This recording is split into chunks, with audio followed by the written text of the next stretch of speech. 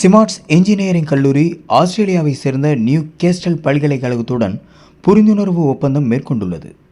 கல்வி, ஆராய்ச்சி மற்றும் மாணவர் பரிமாற்றம் ஆகியவற்றுக்காக இந்த புரிந்துணர்வு ஒப்பந்தம் மேற்கொள்ளப்பட்டது.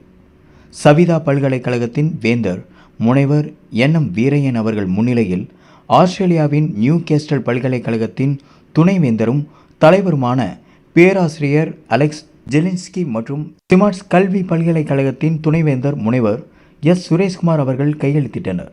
நிகழ்ச்சியில் ஆஸ்திரேலிய பல்கலைக்கழகத்தின் பிரதிநிதிகள், சவிதா கல்வி நிறுவனத்தின் பிரதிநிதிகள் டாக்டர் தீபக் நல்லசுவாமி, டாக்டர் ரம்யா தீபக் ஆகியோர் பங்கேற்றனர்.